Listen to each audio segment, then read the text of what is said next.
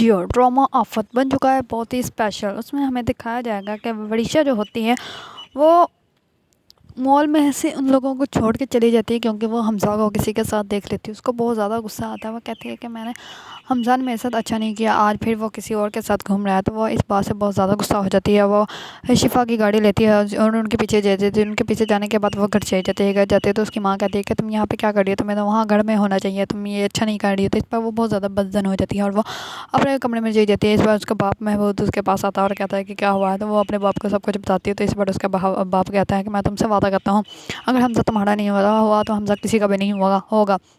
इस पर वृषा कहती है कि आप मुझसे पक्का वादा करें कि आप उसके साथ बिल्कुल ऐसा ही करेंगे। तो इस पर महबूब कहता है कि हाँ बिल्कुल, अगर वो तुम्हारा नहीं हुआ तो वो किसी के होने के काबिल भी नहीं, मैं उसको छोड़ूंगा। तो इस पर वो बहुत ज़्यादा खुश हो जाती है। दूसरी तरफ उसकी माँ महक कहती है कि तुम्हें वो वापस जाना चाहिए, अब वो घर जाके क्या कहोगे कि मैं अपने बॉयफ्रेंड के पीछे भाग के गई थी। तो इस पर वृषा अपनी माँ के साथ बहुत बदतमीजी लहजे से बात करती है। कहती है कि आपने तो अपनी ज़िंदगी में सब कुछ किया, कोई रोकने टोकने वाला नहीं था, तो फिर मेरी लाइफ में आपको इंटरफेयर करने की कोई ज़रूरत नहीं। इस बार उसकी माँ कहती है हाँ मुझे कोई ज़रूरत नहीं है। महबूब फिर उसको बोलने नहीं देता महक और कहता है अगर चुप कर जाओ तुम बेटा अपने घर जाओ।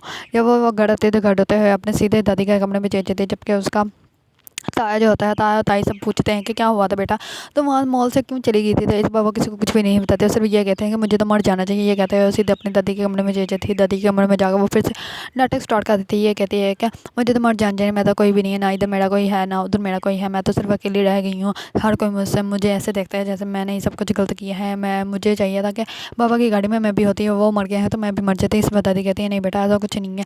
और वहाज से पहले ही उसका बाबा ज़्यादा नाराज़ होता है और इस बात से वो ज़्यादा नाराज़ हो जाता है। वहाज का बाप जो होता है वो शिफा शिफा से भी बहुत ज़्यादा बदतमीजी लहजे से बात करता है। इस पर वहाज बहुत ज़्यादा गुस्सा हो जाता है। वहाज शिफा को बाद में कॉल करके कहता है कि अगर पापा ने तुम्हारे साथ अपना रवैया बेहतर ना किया तो मैं घर छोड़ दूंगा। इस पर शिफा कहती है, शिफा तो बहुत अच्छी बच्ची है ना। तो इस पर शिफा कहती है कि नहीं तुम्हें ऐसा कुछ भी नहीं करना। हाँ वो वैसे ही ज़रा गुस्से में थे तो इसलिए वो ऐसे बात कर गए हैं, वरना वो मेरे साथ कभी भी ऐसे बात नहीं करते।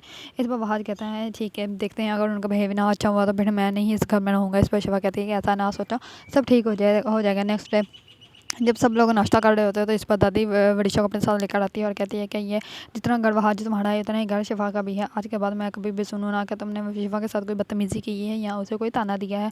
ये जितना घर तुम्हारा है उतना घर उसका भी है। जब तक मैं जिंदा हूँ उसको कोई बात नहीं करेगा और मेरे मरने के बाद भी ये घर उसी का रहेगा। अगर आप लोगों को ड्रामा आफत पसंद है और इसके बारे में न्यू अपडेट जानना चाहते हैं तो मेरे चैनल को लाइक कमेंट एंड सब्सक्राइब करना मत भूलिएगा।